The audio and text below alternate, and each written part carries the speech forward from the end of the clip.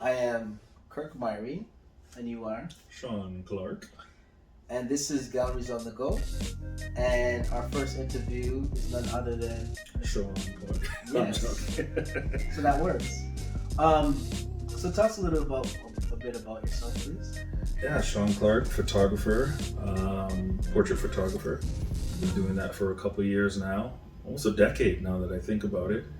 But I also just recently started a new project called Canvas Invaders, where we interview visual artists, specifically, or with a focus on the Black visual artists in the city, Toronto. Just trying to help build awareness for these amazing talents. You did tell me about this off camera, probably even years ago when you were considering it. Yeah, about 2 years ago. The end of 2019. A little bit before that, it was an idea, and then having conversations with some visual artists, I got the idea, why don't we have our own Art Basel? And from there, I kind of decided, well, let me interview some of the artists that I know so that they can tell their story. And from there, I just decided, well, why don't I just make the platform so more artists can come and tell their story and hopefully build that awareness in the community. That the talent is here, you don't have to necessarily go anywhere else or outside, and you're supporting a local visual artist, that it goes well to support your own community. So it's full circle service. Yeah. The artist is giving you pieces, like one-of-a-kind pieces many times, or prints, but there's more to it, I believe, when you buy it from a local artist than going to a big department store, excuse me, and getting the Toronto skyline that everybody has in their house. So I think you get art, and you help to support the artist in the same product at the same time. But it also speaks on culture. Yeah, definitely. It's, again, interesting to see the similarities in culture. It's one thing to be part of the Black culture, but when you break that down, it's one thing to be Jamaican, it's one thing to be Trinidadian, it's a whole other thing to be African, it's a whole other thing to be from Ghana, it's a whole other thing to be from Nigeria. So the cultures, there's similarities in between. There's a beautiful line that runs through all countries and cultures, but then you also see the differences, which is amazing. So yeah, art definitely shines light on the different cultures within the community. I was gonna say that, and you do a good job of spotlighting these nuanced differences or the similarities between the two. So you did say 2019, so you were like on the cusp where you started pretty much around COVID.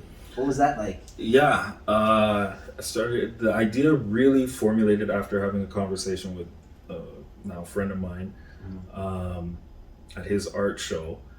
And yeah, basically, I think I did my first interview May of 2020. Yeah, and it was a bit scary because we didn't know that time. We're still very early in the process of you don't know what's going on.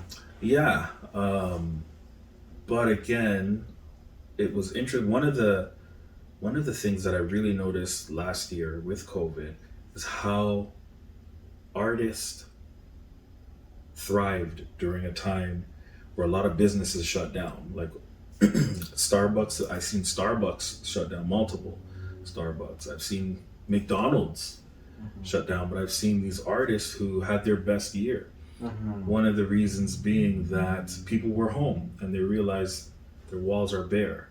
So why don't if I'm gonna be here, the 7 hours that I was gonna be at work, and now I'm working from home, let me design this place so I'm more comfortable in my home. That's clutch. So a lot of artists thrived during this time. I'm Ashley Garcia. I'm a graphic designer and fine artist. And I would just call myself a creative, full-time creative. I created probably like my best pieces back in 2020. So I did the Kobe piece, and then there was like 2 other suit and tie kind of paintings. That's when I really had like the entrepreneurship mindset in my head, only because back then I got let go at my 9 to 5 job then. So that's when I really had like the fire under my butt to like get stuff out. You got a job, you got comfortable. Yeah, I got comfortable and then got let go a second time. That kind of led me to finding something in my digital work that had more purpose and meaning, and also had something that actually interested me. So the agency I got into, which was this August, so I got into an agency called T1. I haven't even been in the office because I've been working from home. Yeah, nice. Yeah, that agency is based more on like sports. They have a whole separate sister company called the Black Talent Initiative. So I help and volunteer there and help with the graphics for that, just helping out the Black community. Well, what's that about with the Black Talent Initiative? And how do you recognize yourself? Recognize myself. Like in terms of yourself, what is your background? So my background, I'm Canadian, and my dad is Cuban and my mom is Colombian. Okay. I have like a Latin background.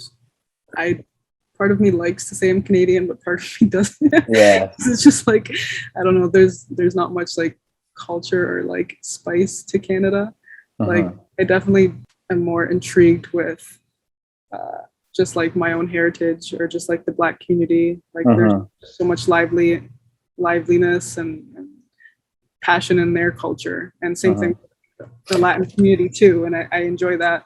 But when you say there, it seems like you're excluding yourself, because when I look at you based off of doing my own DNA scan of how you look, I'm like, there's Black in there, definitely. And it's like, really, a lot of people say that. They say like a mix with Jamaican or something, but I guess it's the Cuban, because my dad's got like the nappy hair-ish. Yeah. He doesn't embrace it.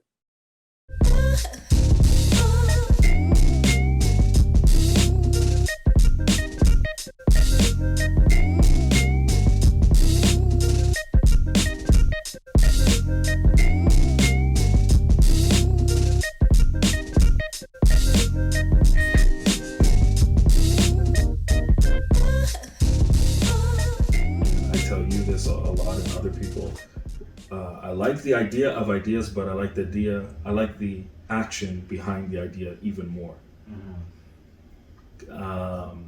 Too many times as creative people, we get stuck on the idea and don't take any action. So you having this, not you per se, but people having $1 million ideas. Well, I'd say me. I do it all the time. Yeah, me too. Yeah. Having the $1 million idea and you're not putting any energy behind it, who cares, to be honest? It's nothing. It's not worth $1 million if you haven't put any action to it. And there's the word that your idea has to be new. And it doesn't. Like, we've had conversations and you had said to me, like, I hope no one, not that you don't hope anyone does what I'm doing, or you even said with Galleries on the Go, you don't want it to be similar to Canvas Invaders, but it is. I'm not reinventing. I know about 5 websites or Instagram pages who are doing pretty much the same thing. The only real difference, it's me doing it. I can't do what they do. They probably can't do what I can do. But the worry of not doing anything for fear of, it's too detrimental. Yeah, or for fear of I'm copying, or someone already has done something. So, like, creatives, artists have to get rid of that idea. Go ahead. What is another thing that artists has to do, like critiquing artists or artists within the city? What are the other things that you think stand out that artists should? Yeah, I'd rather say stand. I don't want to critique anyone. Yeah. There's probably too many critics. Yeah. Within, again, the focus has been with Canvas Invaders for right now. I don't want to say this forever. Is on Black visual artists, because I think there's a level of awareness that we have not attained. It's coming, and you'll have one or two people, but there's a overall level of awareness that I don't believe is here. So one of the things that I would like to do, and what I'm trying to do with Canvas Invaders, is to build the platform. So kind of the build it and they will come, which I don't really like all of that concept, but have a place where people at least are aware, well, this is a place where if I want to find this type of art, I can find it here. With that being said, I would love to see more, and it's happening, it's definitely happening. I'm a part of it, and I've seen with other groups, community building within the visual arts, with Black visual artists coming together.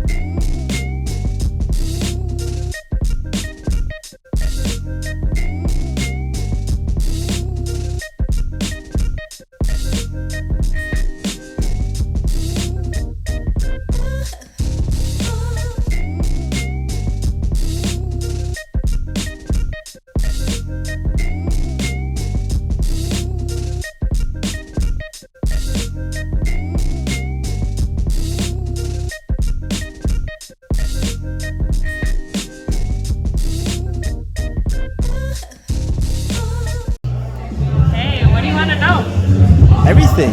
Everything.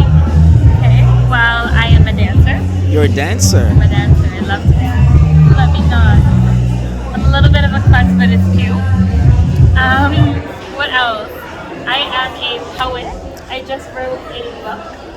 A poetry collection book. Awesome. It's published on Amazon. It's called Voices in Her Head. Slowly but surely coming out of my shell and doing more open mic night. Ooh, I have a Christmas market going on this weekend. So we have vendors, we have live music, we have a kids zone because you gotta love the kitties and have something for the kids. Yes. And it's gonna be here at Objects. But it's gonna be a whole vibe, get everybody in the Christmas mood. I'm an event planner, so there's lots of other events coming for 2022. Okay. What else? Oh, I'm an empowerment and healing and motivational coach. What's that like? So it is rewarding. It is emotional. It is fulfilling. And it seems like it'd be very vulnerable. Oh, absolutely. I'm an open book though, so I feel like the vulnerability thing is your strength? Yeah, it doesn't really feel like I'm being vulnerable anymore. It just feels like I'm doing what I am supposed to. And what does that feel like? Amazing. I feel like I'm walking in my purpose, in my path each and every day. And what does your walk look like? Let me see that strut. Okay. Yes. And do you model as well? I do. Actually, it's recent. It's new for me, but I'm loving it. It's exciting. It's fun. You gotta come out and see me at one of Ren's paint rates. Will do. Yeah, that's. But I also want to ask you about what was COVID like for you? Oh my gosh, a blessing. An absolute blessing. Explain it to me. So during COVID, so we had an event planning business, and when I say we, I mean my sister and I. Mm-hmm. We were doing like a lot of club promo and club events, mm-hmm. which was great. Mm-hmm. Loved it at the time, was good for the time. Yes. And COVID hit and clubs shut down and it was no longer a thing. So we kind of had to adapt. Yes. Something's going on out there. Yeah. Part of adapting was us finding another way to bring happiness and love and light and events and kind of incorporate everything that we wanted to produce. And that somehow came to balloons. We did a lot of balloon decor during COVID. And it was nice that we could add a little bit of happiness everywhere. So that was fun. And then that kind of led into bigger events. And now we're working at Objects. And out of Objects as our home-based studio for 2022. What? So we have lots of events coming out. You have your own studio? So we're working out of here, out of Object Studio. Okay. So now we are I'm helping out with their client events and their just events and event curation in general. Mm-hmm. And as a trade-off in working with the company. I'm allowed to do my own events. So my sister and I are bringing Levy Events. Levy Events. Yes, Levy Events, which is our event business, to Object Studio. The collab, and we are doing a lot of events in 2022. It is going to be out of this world. I'm super excited. That's awesome. Okay. So where can we find you? You can find me on Instagram at @LevyEvents_, or you can find me on my empowerment page, which is Support, Heal, Empower. Or you can find me on my personal page, which is at Lakeisha Jones _ or follow me on all three. That's awesome. Coming soon. Coming soon. Talk soon.